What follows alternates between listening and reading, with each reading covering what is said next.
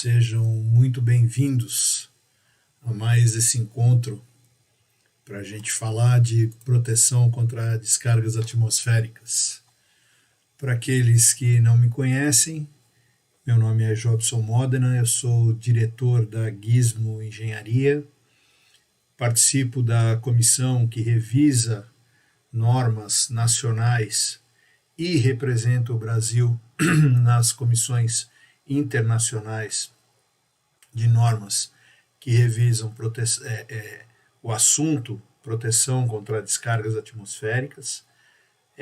Atualmente estou na coordenação da comissão que revisa a NBR 5419. Estamos trabalhando ainda sem prazo de publicação. Isso provavelmente ainda vai se estender por alguns anos, mas já temos a previsão de uma revisão, não uma revisão que vá trazer assuntos novos, como foi esta versão de 2015, mas uma revisão que traga uma melhoria na qualidade, na questão de interpretação da norma. E a gente vem trabalhando muito e muito sério para atingir esse intento, né? Então, lá para 2023, 2022, por aí, a gente provavelmente terá um novo texto, um texto revisado, bem mais acessível, digamos assim, mas enquanto esse texto não vem aí à tona, enquanto esse texto não é publicado, cabe-nos seguir o texto atual, né? A gente sempre organiza, né, as lives quinzenalmente, né? Eu vou revezando com o meu amigo Dr. Hélio Sueta para disponibilizar assuntos relacionados à proteção contra descargas atmosféricas. Então, junto com o pessoal da Potência Educação, a gente traz aqui toda quinta-feira, né, um assunto diverso e procura sempre cercar ao máximo um ponto específico deste assunto, né, e esmiuçar até o final esse ponto para que a gente então consiga, ou pelo menos nós temos essa intenção, de aclarar esse assunto da melhor forma possível, né? Vou aqui a alguns recados que tenho para dar para vocês. A nossa equipe criou aí um canal no Telegram, onde vocês, se inscrevendo, podem então ter acesso aos conteúdos das lives, tanto a parte gravada quanto aos slides, né?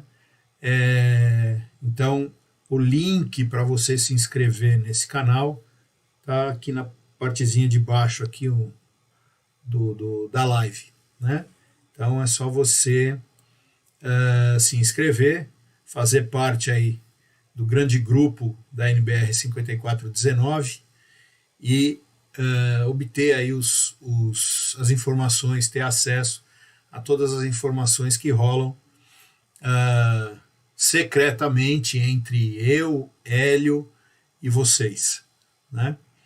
Então, antes de começar propriamente dito o assunto, os velhos recados costumeiros, né? A gente precisa que vocês nos apoiem aí com a inscrição de vocês no canal. É muito importante que vocês se inscrevam no canal, né? Que vocês façam seus comentários, deixem suas dúvidas, né? Aproveito aqui para dizer que dúvidas pertinentes ao assunto eu vou procurar responder todas. As que não forem pertinentes ao assunto, por uma questão de ordem, uma vez que essas lives elas estão sendo gravadas e serão disponibilizadas como material de estudo no curso de proteção contra descargas atmosféricas que a gente vem trabalhando. Então, a gente procura, por uma questão de organização, responder as perguntas afins com o assunto do dia e perguntas que não tenham afinidade com este assunto, a gente guarda então, ou para responder quando houver uma live a respeito desse assunto, ou até como motivação para fazer essa live. Tá? Pedir para que vocês então acionem o sininho, né? Verifiquem aí as notificações, para que vocês possam receber o sinal do YouTube cada vez que nós tivermos um evento, né? Seja live, seja o upload de um arquivo gravado. Vamos ter aí alguns eventos relacionados a assuntos comuns entre 5419 e 5410. Então, para que vocês recebam toda essa informação e estejam prontos para assistir, né? Para acompanhar a gente em mais essa jornada. Né? Que mais que eu tenho aqui? Este recado, eu não sei, depois eu vou pedir para o Pietro para ele confirmar para a gente no chat. Eu não sei se as lives ainda vão ficar disponíveis para todos mais do que uma semana. Né? O nosso padrão, né, é manter as lives por uma semana para vocês, ou seja, de hoje, a live de hoje fica até quarta-feira da semana que vem, né, disponível para consulta, para que seja assistida novamente, e depois vai ser substituída pela seguinte. Né? Até a semana passada nós tínhamos as lives disponibilizadas no grupo do Telegram. Eu não sei agora como é que vai ficar essa condição de disponibilização, mas certamente o Pietro, que está aí acompanhando a gente, deve escrever no chat e depois, na hora que eu estiver respondendo as perguntas, eu reforço o que ele informar para a gente. Tá? A apresentação de hoje vai estar diretamente ligada a dimensionamento, né, especificação dos DPS em linha de energia, só que com uma situação mínima, com um foco muito bem direcionado a um único e específico ponto. Tá?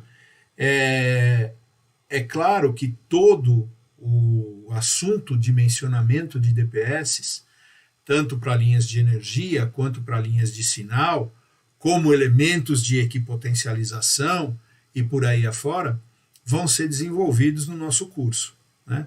Mas na live de hoje, a gente vai então passar para vocês um pinguinho, né? Um ponto específico para tentar acabar de vez com aquela coisa de chegar num local, pegar uma documentação e ver assim, DPS de X kA. E o que significa isso? Né? DPS de 10 kA, DPS de 20 kA. Isso não quer dizer nada. Né? Você não deu nome e sobrenome e um documento de identificação para o DPS. Quer dizer, ele não vai poder ser comprado simplesmente com um único valor de corrente. Né? Então, é com esse intuito que eu vou procurar passar essas informações para vocês, para que a gente possa ter noção de quais são as condições mínimas para se colocar um DPS num determinado projeto e, consequentemente, na instalação. Né? Então, acho que já falei de tudo, já falei das perguntas e respostas, já falei de que forma a gente responde perguntas e respostas, então acho que já dá para a gente passar aqui para a nossa apresentação propriamente dita. Vamos lá. Aqui. Então, a gente vai falar hoje, né, de especificação mínima para DPS em linha de energia. Como vocês podem ver, é um assunto bastante pontual, é um assunto que vai, obviamente, e gerar uma certa condição de algumas dúvidas, porque eu vou restringir bastante a questão de uso desse componente, mas, na medida do possível, as dúvidas que forem surgindo, mesmo para expandir um pouco a utilização, a gente vai procurar ir tirando ao longo das perguntas e respostas aí no final da apresentação. Então, para começar, vamos fazer aí pegar a definição do dispositivo de proteção contra surtos. Então, tanto na 5419 quanto na 5410, esse dispositivo está definido como dispositivo destinado a limitar as sobretensões e desviar correntes de surto, e deve conter pelo menos um componente não linear. Então, essa é a definição dos dispositivos de proteção contra surto, também conhecido como SPD, né, da sigla no inglês. E, como eu disse, a NBR 5419, ela traz, na sua parte 4, uma especificação mais abrangente, mais completa, mais robusta em relação ao componente, aonde ele deve ser utilizado, somada com a teoria da parte 1, a gente tem, então, um assunto bastante completo relacionado à aplicação dos DPS, especificação, pontos locais onde eles devem ser aplicados e tudo mais. No nosso caso, a gente vai procurar seguir, até pela condição direcionada, por uma condição um pouco mais particularizada, a gente vai seguir o que está na NBR 5410, que ela está voltada especificamente, né, para situações onde o DPS esteja ali instalado numa instalação elétrica, em pontos específicos da instalação elétrica, né? Então ele vai ter ali função ou da proteção da própria instalação, né, de componentes da instalação, componentes desde os mais robustos até os menos robustos, mais sensíveis, como também elementos que possam pegar uma carona, digamos assim, nessa proteção da instalação, elementos mais sensíveis, e que possam, então, ser beneficiados com essa proteção.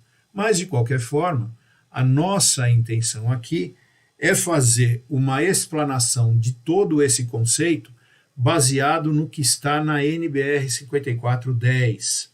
Tá? Então, vejam, lá no item 63524, né, consta a seguinte prescrição. Os DPS devem atender a NBR EC. Na realidade, aqui está escrito lá a IEC 616431.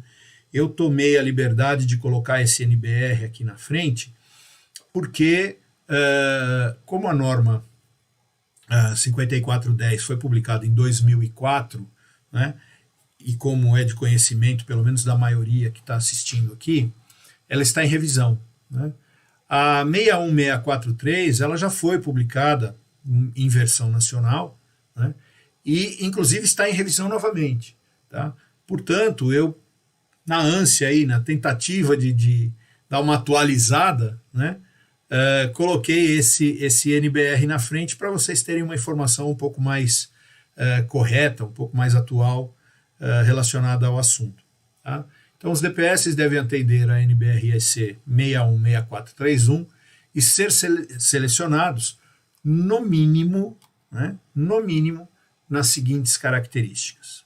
Então, nível de proteção, né, ou nível de proteção de tensão, máxima tensão de operação contínua, suportabilidade a sobretensões temporárias, corrente nominal de descarga ou corrente de impulso, e suportabilidade à corrente de curto-circuito.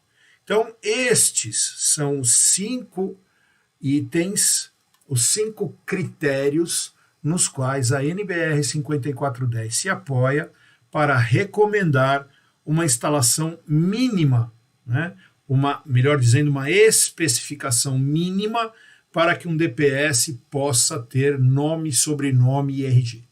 Tá? Então, quando utilizados em mais de um ponto da instalação, os DPS devem ser selecionados, levando em conta também a sua coordenação.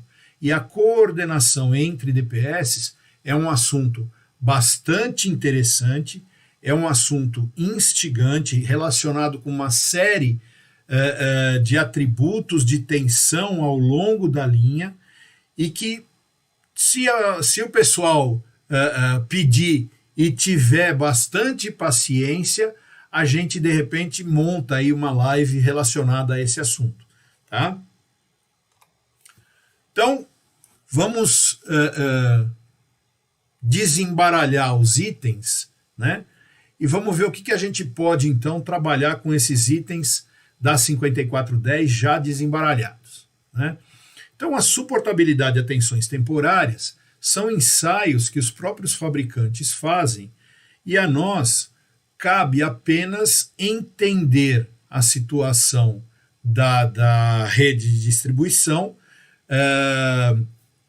saber quais são as condições de pico, vale e tensão nominal da própria rede, e especificar, se for o caso, né, muito mais para instalações industriais ou grandes instalações comerciais, residenciais talvez, DPS que sejam compatíveis com relés de sobretensão, tá? Então, nesse caso, de subtensão, desculpe. Então, nesse caso, sobretensão. Nesse caso, a gente vai simplesmente atender às condições de sobretensão temporária para esse fim, tá? A especificação ela é dada lá na 61643, e se a gente precisar eventualmente, é só fazer uma consulta de tabela na 61643. Tá? Com relação à suportabilidade à corrente de curto-circuito. Vejam, o DPS, segundo a mesma norma de construção, ele pode ser dotado de um dispositivo de proteção à sobrecorrente, né, interno a ele.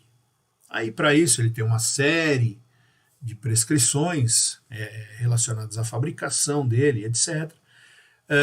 Ou, se não houver esse dispositivo interno, essa proteção intrínseca, nós devemos, então, fazer o projeto de uma proteção externa que seja compatível na eventualidade do DPS entrar em falência e colocar a linha na qual ele está instalado em curto-circuito, né? Então, nesse caso, o dimensionamento aí não é para o DPS, tá? O dimensionamento aí é para o dispositivo de proteção à sobrecorrente que está ou instalado dentro do DPS ou na linha em série com o DPS, tá? A prescrição mais contundente, a prescrição mais importante relacionada a isso é a corrente de curto-circuito presumida do componente corrente de curto-circuito presumida do circuito deve ser considerada. Ou seja, eu tenho que ter uma condição de interrupção a curto-circuito pelo dispositivo de proteção à sobretensão que seja maior ou, no mínimo, igual à corrente de curto-circuito presumida naquele ponto da instalação. Então, vejam, os dois primeiros pontos de especificação que a gente colocou aí, eles não são diretamente ligados ao DPS, mas sim a condições do circuito e que, eventualmente, podem atingir direta ou indiretamente a instalação em função do posicionamento do DPS. Tá? Mas, de qualquer forma, por ser uma norma de instalações elétricas, é importante que esses dois critérios sejam considerados. Tá? Agora sim, nome, sobrenome e RG dos DPS. Tá? Então, nome, sobrenome e RG dos DPS devem estar atrelados a máxima tensão de operação contínua, cuja sigla é o C, nível de proteção de tensão, cuja sigla é o P, corrente nominal de descarga, IN, ou corrente de impulso, INP. Tá? Então, esses parâmetros são os parâmetros que, ao enxergá-los num projeto, eu sei exatamente que DPS especificar. Se o comprador pega essa especificação e passa isso para o fabricante consegue entender qual é o DPS que ele tem que fornecer para você. Tá? Então, com essas siglazinhas aqui, ó, a gente consegue, então, especificar um DPS de forma correta. Tá? É claro que sem negligenciar as outras por questões de segurança na instalação. Né? Vejam, vamos então posicionar essas siglazinhas num circuitinho elementar. Né? Então nós vamos ter aqui a primeira sigla, né, o C, de tensão de operação contínua, nada mais é do que a tensão nominal do DPS. Né? É aquela tensão em que o DPS está lá paradinho, instalado, quietinho, aquecido, pronto para entrar na corrida. Tá? Ele está pronto para atuar. Ok? Então, o C, tensão de operação contínua, o C é igual à tensão nominal do DPS. Né? O P, então, seria a tensão que o DPS vai deixar passar depois de receber o surto. É aquela tensão que, ao receber o surto, ele vai imprimir nos terminais dele a jusante. Tá? Então, o P é a tensão que o DPS deixa passar. Tá?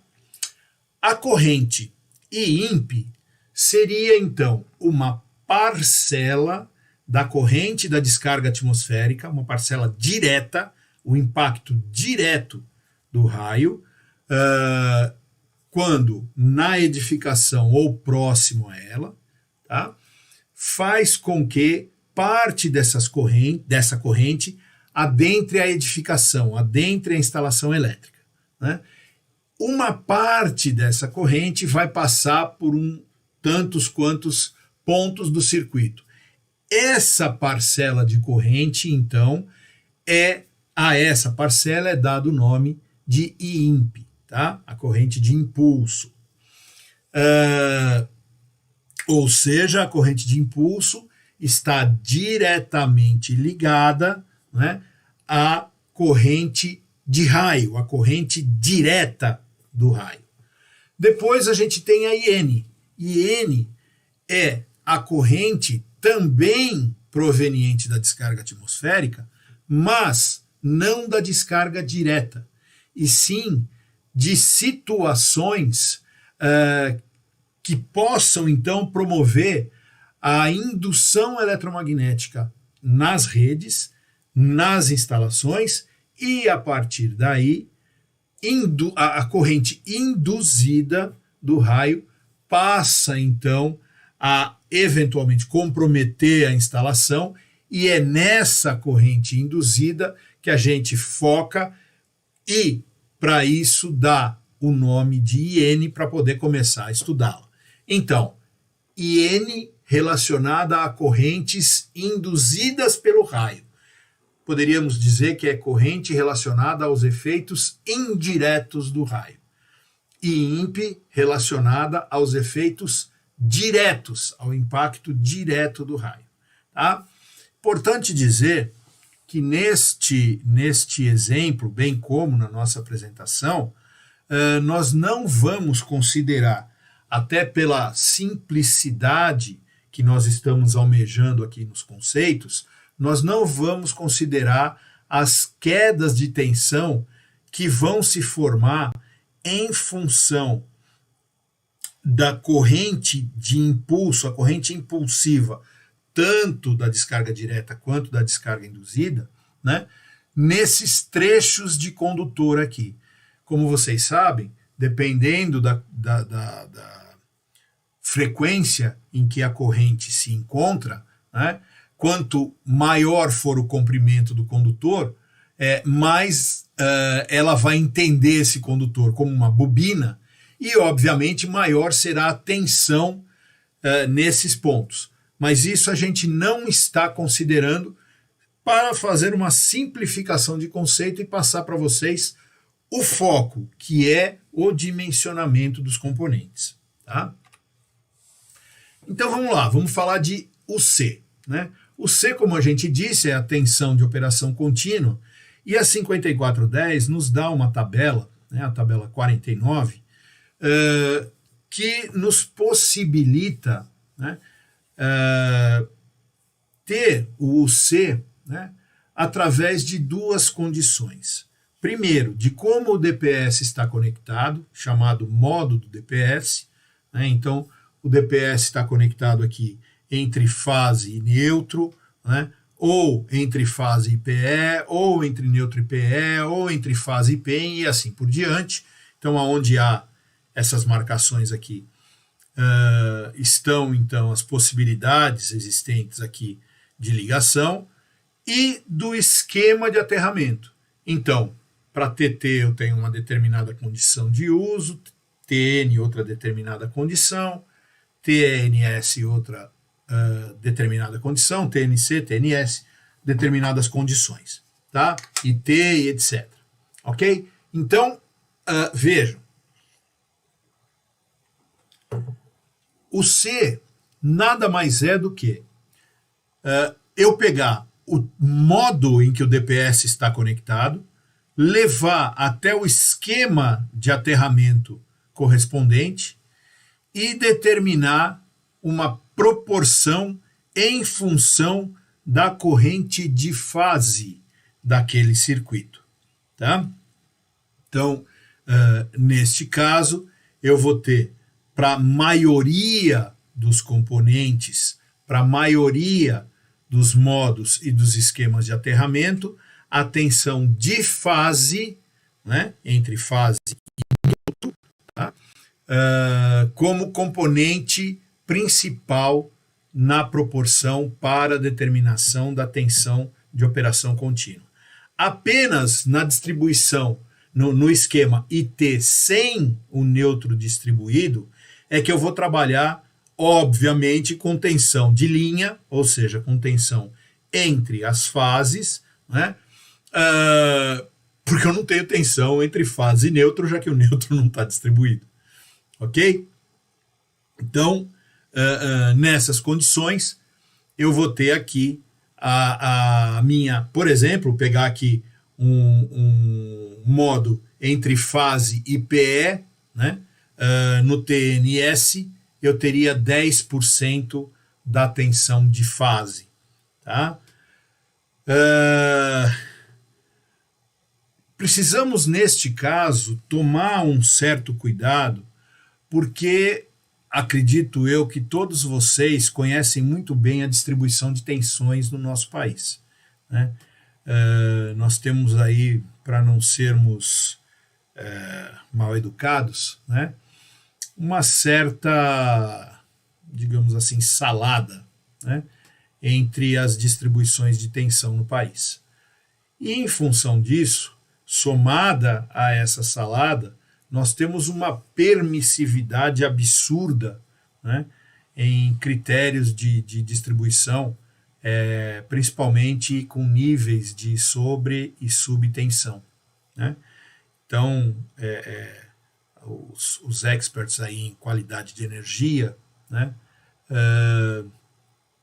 ficam sempre de cabelos em pé, aqueles que ainda os têm, com relação a essa variação, né, que essa permissividade fornecida aí pela agência reguladora permite, né, em relação a isso. Então, nessa condição, a gente precisa tomar muito cuidado e mais lá para frente eu vou explicar com números o porquê desse cuidado.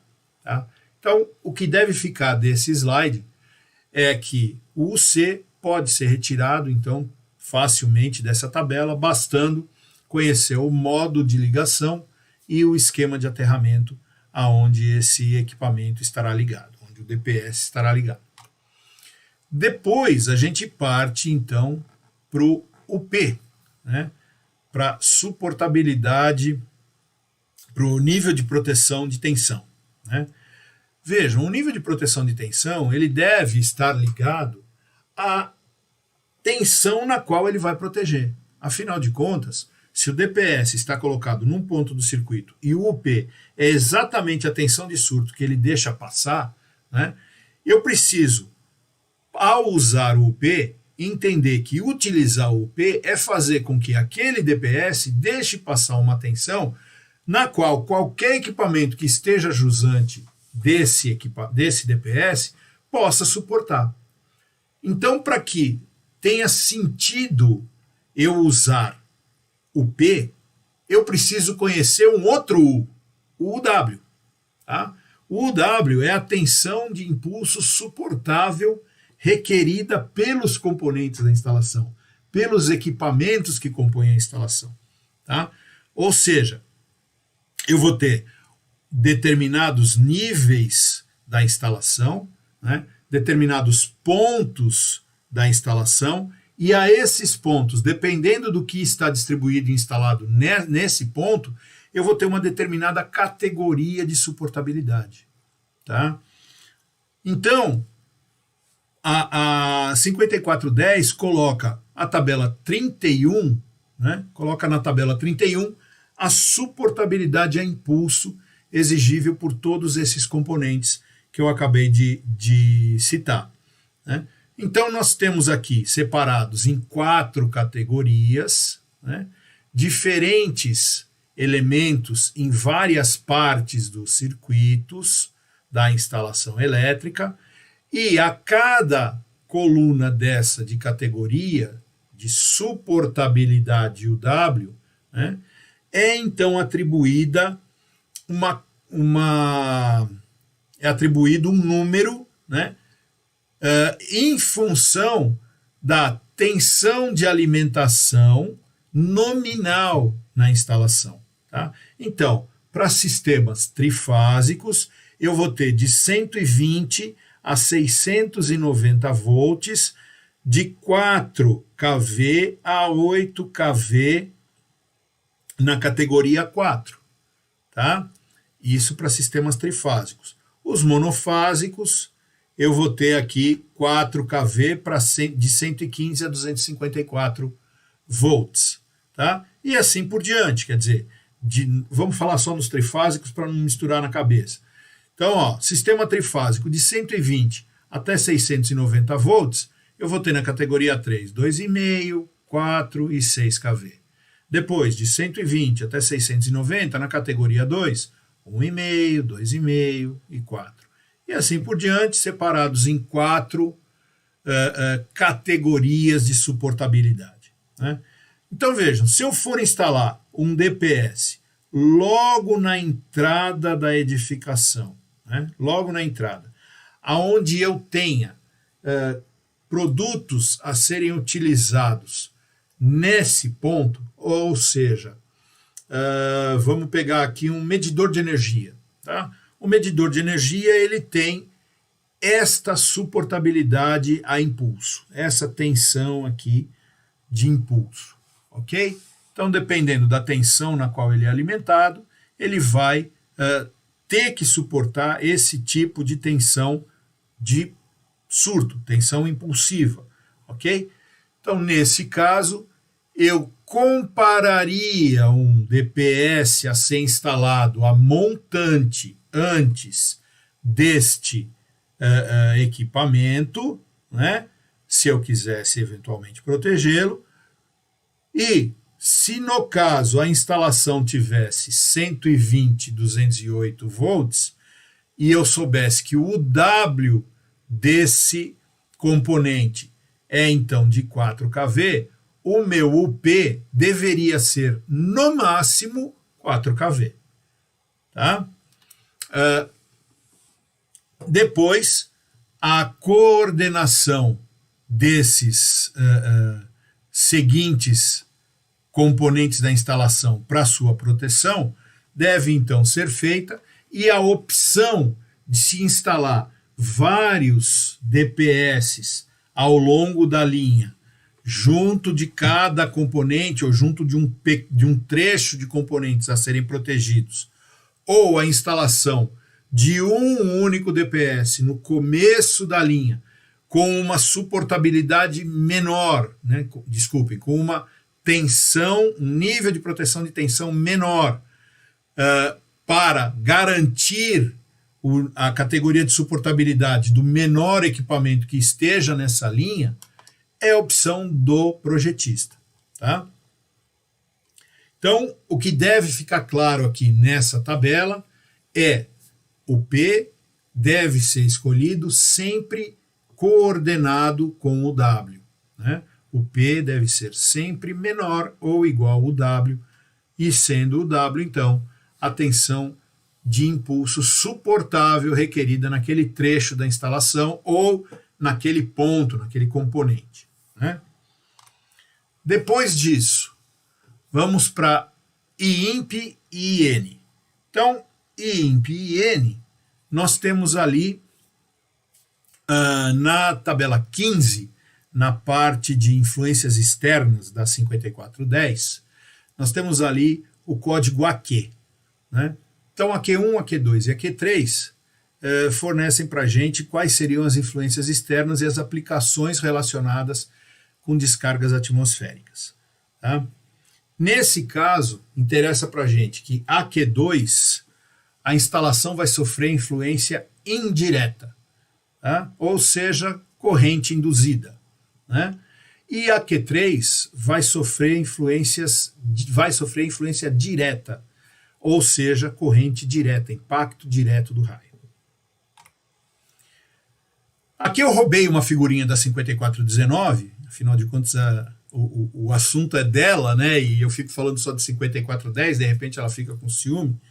Eu roubei aqui uma figurinha da 5410, da 5419, somente para mostrar, né, como se definem os parâmetros de tempo em relação a correntes.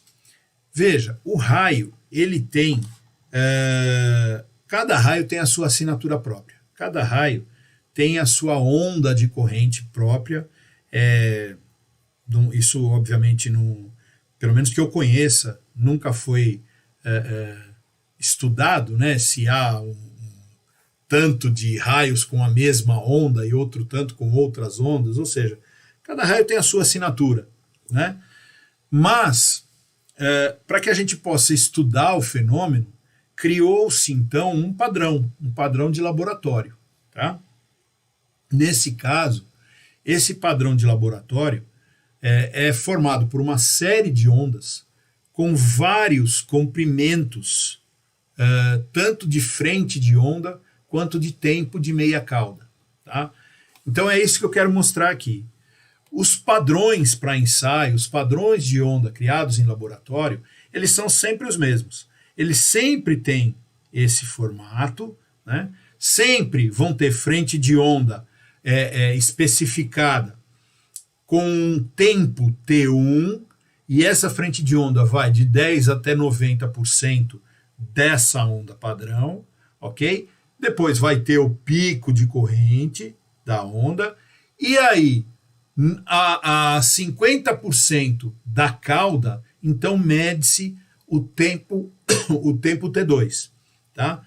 Nesse caso, todos os parâmetros relacionados com a corrente para ensaio estão nesta curva. Por quê? Porque essa curva dá, por exemplo, o tempo de frente de onda, o tempo de meia cauda, tá? A corrente máxima de pico e, olha, principalmente isto aqui, esse eixo aqui, ó, não é o eixo das correntes, este eixo não é o eixo do tempo. Então, se na ordenada eu tenho corrente e na abscissa eu tenho tempo, e integrar esta figura aqui, ó, esta área aqui é a energia dissipada, ou pelo menos a energia fornecida por essa curva padrão para o componente a ser ensaiado. Então, nesse caso, só para vocês terem uma ideia, ó, eu tirei uma foto aqui de um livro, tá?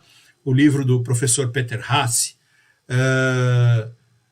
Esse é considerado um dos papas da proteção contra a descarga atmosférica, especialmente na proteção contra surtos, tá? E ele coloca aqui, né, uma curva 1, cuja corrente de pico, né, a corrente máxima é de 75 kA, né?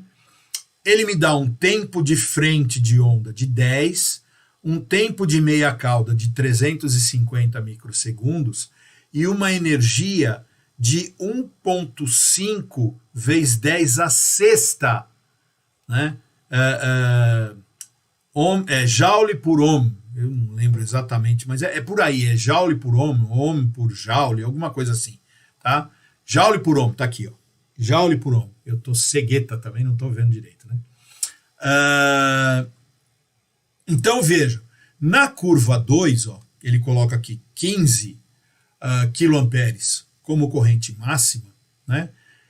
E já num tempo de frente de onda de 8 microsegundos e tempo de meia cauda de 20 microsegundos, uma condição de 2,75 vezes 10 a terceira, né, joule por ohm.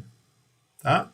Ou seja, este cara aqui, ó, tem pelo menos 1000 vezes mais energia do que este cara aqui. Então aqui vai a grande sacada, o grande processo mnemônico, a grande dica da história. Gente, o DPS que está situado num ponto aonde vai esse montão de energia e ele consegue aguentar, ou seja, o DPS que é criado para suportar os efeitos de corrente, de energia, da corrente direta do raio, é o DPS que está, que é ensaiado, melhor dizendo, né? Que é ensaiado e, obviamente, suporta os efeitos do ensaio desta curva 1, que é a curva T1, T2, 10 por 350 microsegundos, que é conhecido como DPS tipo 1 ou DPS classe 1. Já o DPS classe 2, ele deve suportar, então, os efeitos da curva que tem frente de onda, né, com T1 8 microsegundos e T2 20 microsegundos. Tá? Então veja, não é porque o DPS tem varistor que ele não pode ser classe 1. Não é porque o DPS vai ser instalado no meio da instalação que ele não pode ser classe 1. A forma de se entender a utilização e a correta especificação do DPS ele vai ter que suportar a corrente direta de raio. Se ele tiver que suportar a corrente direta de raio, ele tem que suportar correntes 10-350. Tá? Se ele pode ter lá uma caixa de sapato com um monte de coisa ali dentro. Se ele aguentar os efeitos da curva 10-350, ele virou classe 1. Tá? Então, classe 1 ou classe 2 não é única e exclusivamente pelo posicionamento aonde ele vai ficar instalado, não é função, eu coloco 10 classe 1, então eu coloco um classe 1, então depois do classe 1 eu posso colocar tudo classe 2, está tudo certo.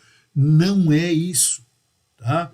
Você precisa analisar se o DPS vai ter corrente 10.350 passando por ele. Aí ele é classe 1. Ou se vai ter corrente 8/20 passando por ele. Aí ele é classe 2. Corrente 10.350 relacionada a Q3, né? Relacionada a Q3, efeitos diretos do raio.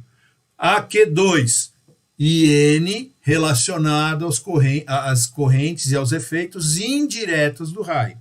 Tá?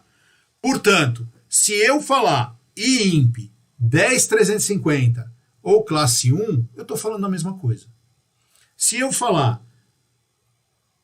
Espera aí que eu acho que eu falei bobagem. Se eu falar IIMP 10.350 e DPS classe 1, eu estou falando a mesma coisa. Se eu falar IN 8/20 ou DPS classe 2, eu estou falando a mesma coisa. Então, foi ensaiado, montado, ensaiado e passou no teste para uma coisa. O outro foi montado, ensaiado e passou no teste para outra coisa. Tá? Então, a 5410 coloca o seguinte: quando o DPS for destinado à proteção contra sobretensões provocada por descargas atmosféricas diretas sobre a edificação ou nas proximidades, sua corrente de impulso deve ser determinada com base, essa IEC 61312 também não existe mais. Tá? Ela foi encampada pela 62305, que hoje, aqui no Brasil, é representada pela 5419. Então, deve ser determinada com base na NBR 5419. Se o valor da corrente não puder ser determinado, IIMP não deve ser inferior a 12,5 kA. Tá? Então, uma corrente mínima especificada pela 5410 é de 12,5 kA, 10 por 350 para IIMP. Já para correntes induzidas pelo raio. Então, quando o DPS for destinado à proteção contra sobretensões de origem atmosférica transmitida pela linha externa da alimentação e contra sobretensões de manobra, tá? Esse é um assunto também que eu não falei, mas a forma de onda, né, do surto induzido ou do surto criado por manobra, liga e desliga da rede elétrica, ela é bem parecida e, consequentemente, você consegue proteger esse tipo de sobretensão com um DPS classe 2. Tá? Então, sua corrente nominal de descarga, IN, não deve ser inferior a 5 kA, tá? Para cada modo de proteção, ou seja, 5 kA para cada ponto de ligação do DPS. Aqui, vamos botar um númerozinho nessa coisa toda, que eu acho que dessa forma fica mais fácil da gente entender. Então, especifique o conjunto de DPS a ser utilizado no primeiro nível de proteção da instalação elétrica de uma estrutura onde a análise de risco determinou a existência de PDA completa, SPDA mais MPS. Bom, só até aqui, antes de ler o restante do enunciado, a gente pode entender o seguinte: se a análise de risco determinou SPDA mais MPS, significa que a probabilidade de bater raio nessa edificação, de bater raio no SPDA, tá, existe. Se isso existe, essa edificação é a Q3. Tá? Então, consequentemente, nós vamos especificar a corrente para esse DPS IIMP e não IN. Tá? Depois, temos alimentação da instalação 127/220 volts num esquema de aterramento TNS. Então, vamos lá. Eu vou arrancar esse neutro daí, para ele não atrapalhar a gente nos riscos, uma vez que eu estou somente calculando o DPS entre a linha 1 e a terra, né, e o condutor PE, então eu vou tirar o neutro aí para não bagunçar o sistema, tá? Não bagunçar o circuito. Vamos reforçar aquela ideia de que nós não estamos considerando as quedas de tensão ao longo do circuito depois do DPS, né, desde o DPS até a carga, tá? E vamos começar. Então vamos começar com o C, né? O C. Para começar com o C, vocês se lembram, o C ele é a tensão de operação contínua e está diretamente ligado à tensão nominal do componente, do DPS, né? Nós temos lá uma instalação 127.220 volts num esquema de aterramento TNS e o circuito está mostrando que o meu DPS está ligado entre fase e PE. Então, entre fase e PE, para o TNS é 1,10. Então, voltamos lá, tá? Ó, o C, 1,10, 10% de 127, 139 volts. 139 volts, nós não temos valores comerciais relacionados a 139,7 volts. O valor comercial mais próximo, o valor de prateleira mais próximo, é de 150 volts. Tá? Só que tem uma coisa. Vocês lembram da história lá das diferenças de tensão absurdas, né? O cara tem 127 volts como tensão de entrada lá na casa dele, só que se tiver 110 tá bom, mas se tiver 109 tá bom também, né? E por outro lado, de repente se tiver ali de 127, se for para 135 tá bom, né? Se for para 136 tá bom também. Então quer dizer, a gente precisa tomar muito cuidado, porque essa variação de tensão pode causar a diminuição da vida útil do teu DPS, tá? Existem fabricantes atualmente que nem colocam mais no mercado DPS com 150 volts, já colocam logo os de 175. Tá? Então, por segurança, por melhoria na condição de vida útil do teu DPS, é saudável você especificar um DPS, nesse caso, de 175 volts. Tá? O C igual a 175 volts. Ok? Depois, a gente vai para o P. Né? Então, só lembrando que o P, né, deve ser uma comparação com a tensão suportável pelo componente. Né? Neste caso, a gente está vendo lá um componente especialmente protegido, é um equipamento já de fim de linha. Tá? Então, para 127.220 volts, nós vamos ter 0,8 kV. Né? 0,8 kV. Então, o UP, ou seja, esta tensão entre os terminais aqui do DPS, tem que ser o UP de 0,8 kV, já que este cara aqui, pela tabela 31, vai suportar 0,8 kV. Volto a dizer, não estou considerando essas tensões aqui. Tá? E aí o IMP, né? O IMP, só para lembrar, a gente teria lá então, né, a corrente para impacto direto, já que o SPDA foi prescrito, né, através da análise de risco, ele era uma necessidade. Se tem SPDA, existe a possibilidade de cair raio. Se existe a possibilidade de cair raio, então nós vamos colocar aqui no mínimo pela 5410, sem nenhum cálculo mais apurado, sem nenhuma consideração mais aprofundada lá na 5419, volto a dizer, motivo lá do nosso curso, tá? Nós teríamos então uma especificação mínima para o IMP de 12,5 kA por módulo, tá? E aqui, então, estaria, né, aqui então estaria especificado o teu DPS com nome, sobrenome e RG, de forma a você passar isso para o departamento de compras e obter um DPS que funcione nesse ponto da instalação. É claro que ele vai depender de uma série de outras coisas, do aterramento que ele está ligado, da quantidade de cabos, da distância, o comprimento de cabos existente, da forma como ele foi instalado, se vai ter a proteção aqui em cima contra sobrecorrentes ou não, se ela vai estar ligada para o lado de cá. Quer dizer, tem uma infinidade de outras coisas que a gente tem que pensar.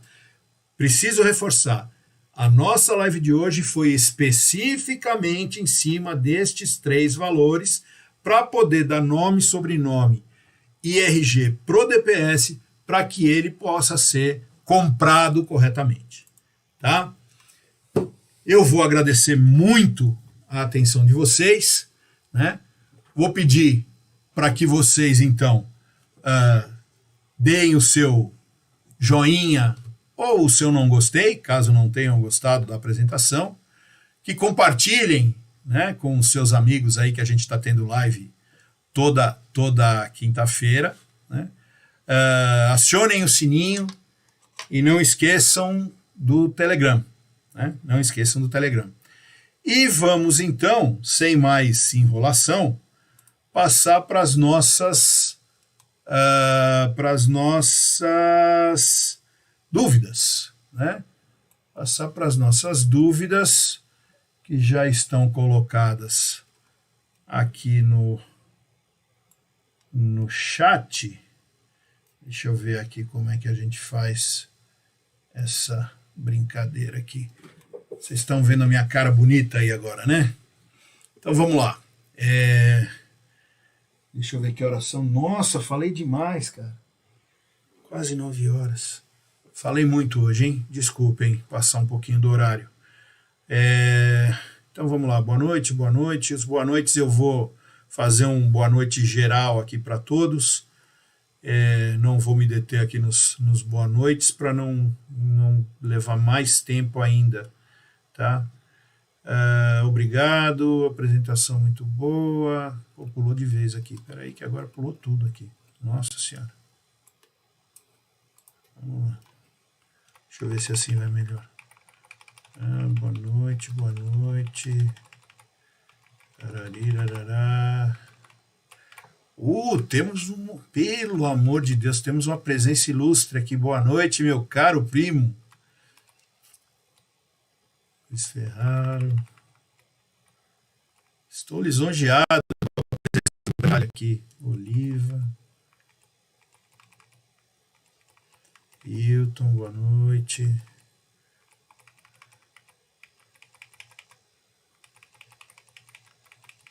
Vamos lá, gente. Cadê as perguntas?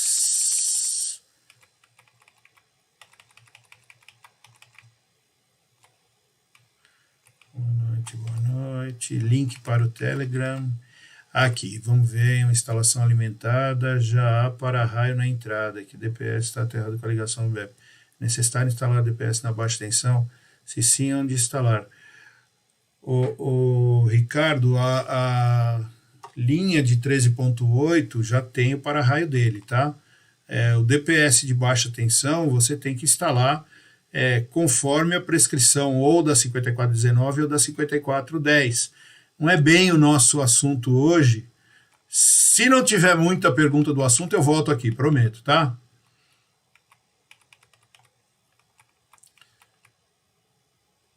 Depois dessas lives vão para dentro do curso.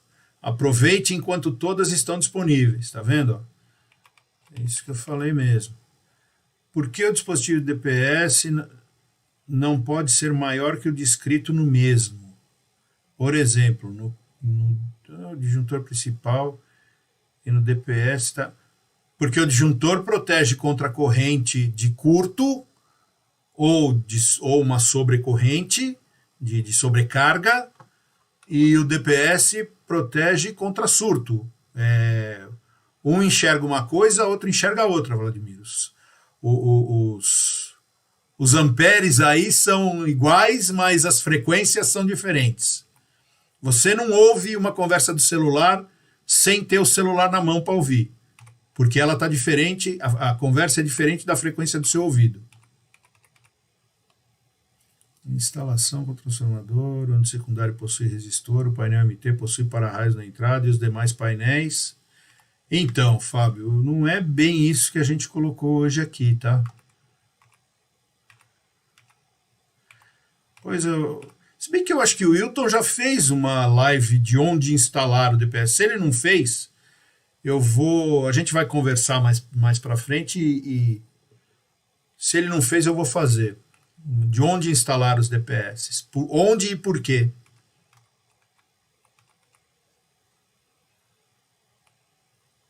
Gente, essa história de estar desfocado, vocês precisam ver se a resolução do computador de vocês está compatível, tá?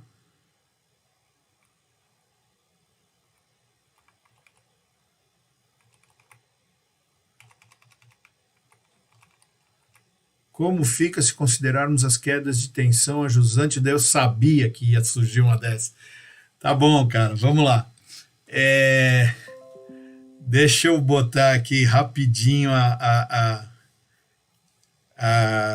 apresentação. Deixa eu ver onde é que ela está aqui. Se eu considerar... Cadê a apresentação? Acho que eu fechei. Eita, nós. Ah, não, tá aqui.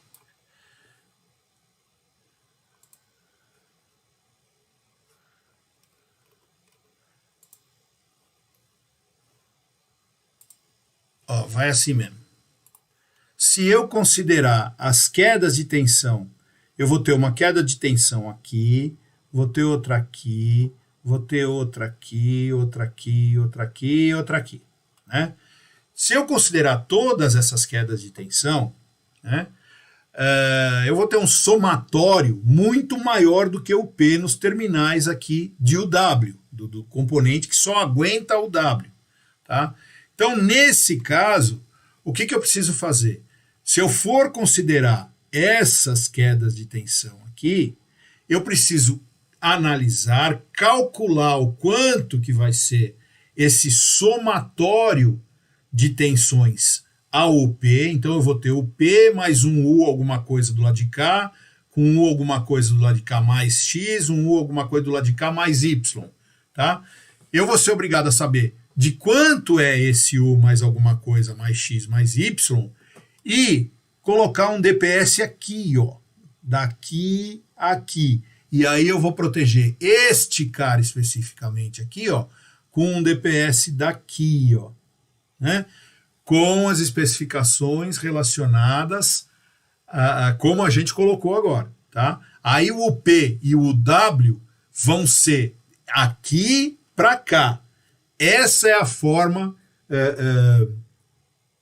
de se proteger o componente se você realmente considerar as tensões aqui e tiver que fazer a coordenação dos DPS por tensão. Tá? Agradeço ao professor Panicali estar aqui, porque senão eu ia te enrolar e não ia responder, mas como ele está aqui eu não posso te enrolar, tá? Porque ele é o mestre nessa história toda. Tá? Vamos lá, vamos voltar às perguntas. Projeto determina classe 1 60 kA junto ao medidor. 60 kA o quê? Né? DPS classe 1 60 kA junto ao medidor de energia. E no quadro de distribuição interno, a edificação tem DPS classe 2. A proteção foi redundante? Não, o projeto determina medidor de energia está fora ou dentro da edificação.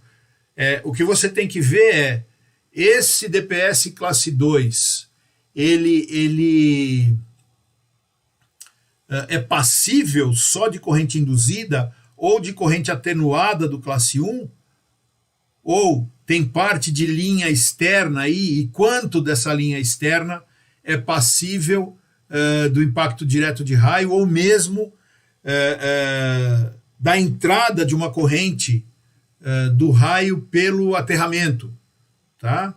Então, só com esses dados que você deu, não é tão simples de te responder, mas a priori eu não estou vendo redundância aí não, tá?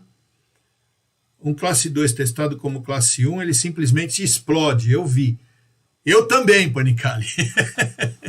Eu também. É mais ou menos como você querer guardar o Brasil dentro de Portugal, né? É mais ou menos assim. Poderia explicar como especifica o disjuntor mono de proteção e seccionamento dos DPS? Então, Antônio, isso aí nós vamos falar numa outra live, tá bom? Basicamente, você tem que dimensionar o disjuntor nominal, né? A corrente nominal dele é coordenada com o condutor do circuito ali do DPS, e a ICU com o IK no ponto, tá? A corrente de máxima de interrupção, né? Interrupção do disjuntor tem que ser maior ou igual à corrente de curto-circuito presumido no ponto ali onde esse cabo foi interligado na fase, tá? O cabo dos DPS, tá? Tem mais algumas coisas a serem consideradas, né? A própria queda de tensão no dispositivo de proteção contra a sobrecorrente e tal, mas assim, o mais simples que eu posso te dizer é isso, tá? Obrigado, Cristiano. Vamos lá. Obrigado, Luiz. Como calcular DPS pela 5419? Essa, sem dúvida, essa não vai ser uma live, essa é um pouquinho maior, tá? Essa certamente vai ser parte do nosso curso. Isso já está, inclusive, em slide, só falta gravar, tá? Vou ser mais específico. A norma obriga a colocar DPS na entrada da instalação, sendo opcional o restante. Isso. Havendo para-raio na entrada, a norma está atendida? Não. Você tem que instalar o DPS no segundo a 5410, no primeiro nível de proteção. Tá? Segundo a 5419, esse primeiro nível de proteção é chamado de fronteira entre 0B e 1, zona de proteção contra raio 0B e zona 1. Tá?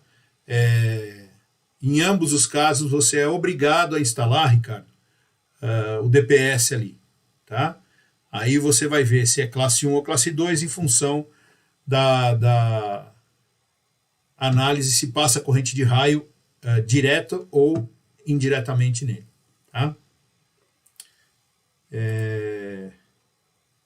Eu já vi DPS instalado em paralelo antes do disjuntor e em série com o fusível de proteção. E também já vi DPS após o disjuntor de baixa tensão e sem fusível em série. Ok? Cálculo de quantidade de descidas não naturais para assunto de live. Beleza, obrigado. Valeu, primo, muito bom. Boa noite, Panicali, grande abraço. Obrigado aí por prestigiar, cara.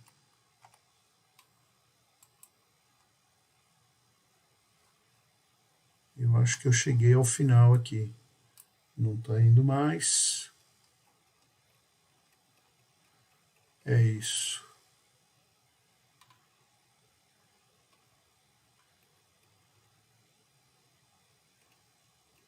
Bom, gente. Acho que eu cheguei no final da brincadeira aqui. São 9h10. Eu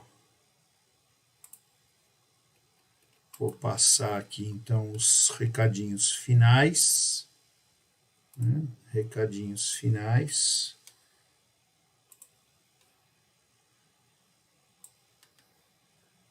Vou voltar aqui com o meu slidezinho. Ó.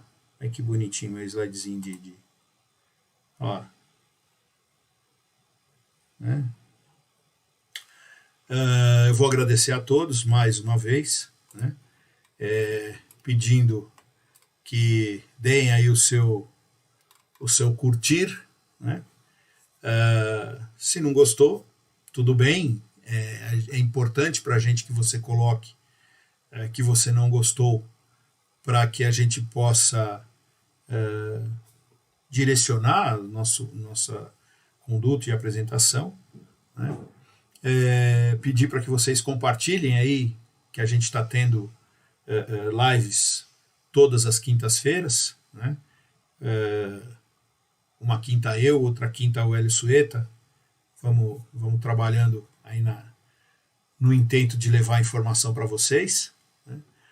Acionarem o sininho para que todos recebam aí as notificações para e passo com a qual elas forem acontecendo, né? E lembrar para vocês se inscreverem no Telegram, né? É importante para terem aí todas as informações, inclusive as lives, tanto gravadas quanto os slides, né? E que façam aí um bom proveito em relação a tudo isso que a gente tem passado para vocês, né? Então, mais uma vez, eu agradeço a presença de todos. Não se esqueçam de escrever aí se acharam útil essa apresentação. Muito obrigado, fiquem em paz, até a próxima. Valeu, pessoal.